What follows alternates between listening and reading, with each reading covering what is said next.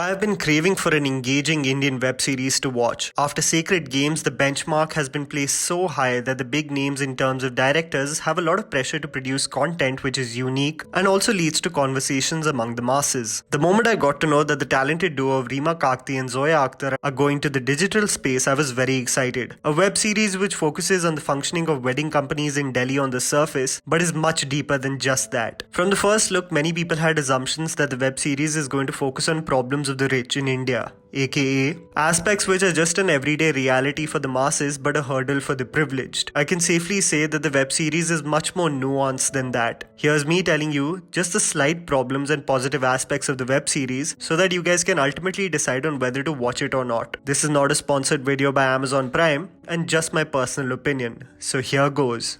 The bad. Moments of hypocrisy. One of the minute problems in terms of moments in several episodes is that characters tend to keep on swinging on their moral spectrum. In sequences where they turn a blind eye to injustice taking place, in several other moments they become righteous and stand for what is morally right. I understand that from a creative standpoint it makes sense that certain events, positive or negative, lead to characters changing, but certain situations are convenient for the protagonists. When they feel something isn't right, they go beyond their means to help out, and even outside their jurisdiction as service providers. But in other instances, let the cruel world play its game and succumb to human nature just being the way it is. Never black or white, always grey.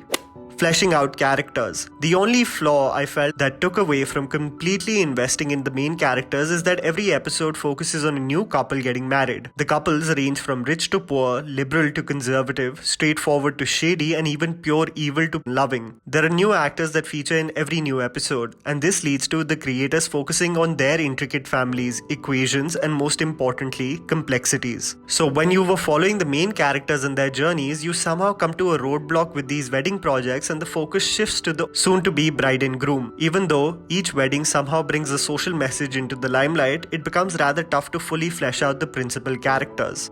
The good.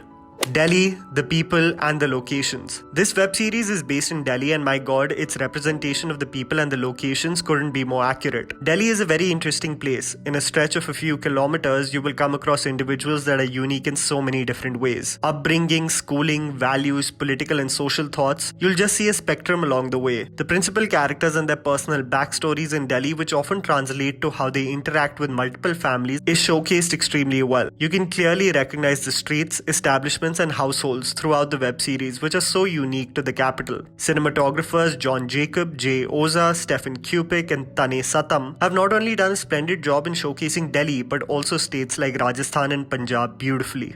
Set and costume design. One of the biggest highlights of the show are the accurately themed sets and costume design, apt for every occasion. Costumes by Poornamrita Singh are simply exquisite and are designed taking into account every character and their lifestyle. Be it the royal wedding in Rajasthan, a small ceremony for two 60-year-olds very sure of their likes and preferences, a loud bridezilla who wants everything her way, every character is styled the way you would imagine, or even better. The principal characters and every detail of their outfits, from Jim Sarb's suits representing a young and successful entrepreneur, or the most beautiful transition of Sobita from a lower middle class family to an extremely influential and well-to-do one. You can clearly tell and commend the attention to detail. Art director Dino Shankar and set decorator Diksha Sharma have made every frame beautiful, transporting us to the weddings and households. No wonder the wedding company was constantly getting hired in the web series.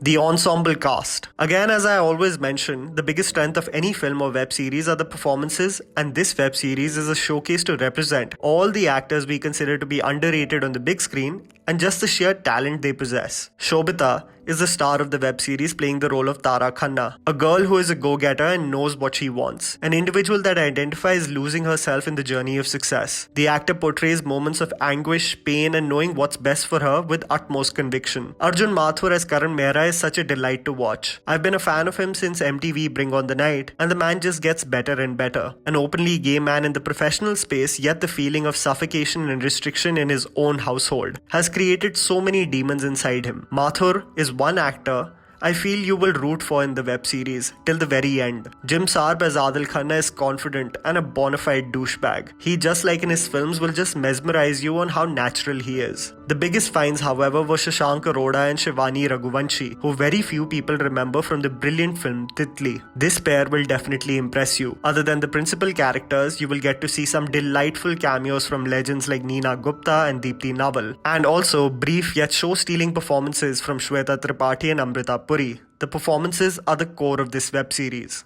The script. As we all know, the creators Zoya Akhtar and Reema Kakti are fans of poetry. We have seen this with characters such as Farhan Akhtar from Zindagi Na Milegi Dobara and Ranveer Singh from Gully Boy. Spoken word that truly represents what the characters are going through. The poet in this film is Shashank Arora, who plays the role of Kabir, the official photographer of the wedding company. He is a character that seems to be a viewer just like us and notices all the intricate details of families just like us. How the wedding day looks pristine and pure on the surface and in photographs. But what actually happens behind the scenes is a rather ugly story. By not giving out too much, the character has beautiful lines showing us a mirror of how the concept of marriage in India and the role of women truly is. In one episode, the character looks at the bride and says, "On the surface, it looks like you made a selfish choice. But the truth is, you were just operating from the lack of self-worth this world has gifted you." In another episode looking at the bizarre social system in India with regards to the royal families, he says, "Even in the 21st century, royalty will reign. Their customs will stay the same, their subjects will remain as loyal, and their transgressions will be as accepted." Lastly guys, I feel like the web series provides more than just the assumptions people had when they saw the trailer. Its relevance and message is much more than just the inner workings of weddings in India. It lays focus on many problems India as a society is still plagued by. The ignorance the masses have towards the LGBT community, not accepting it to be natural but a disease, how they are not allowed to live and love freely, how in many relationships the love eventually fades, leading to very few people believing in the concept of loyalty and friendship, how we are placed in such bubbles as we only like to associate with the people similar to us, with the same lifestyle and upbringing, and are immediately quick to judge anyone outside that spectrum. I was very moved by the execution of this web series, and I highly recommend you catch it on Amazon Prime.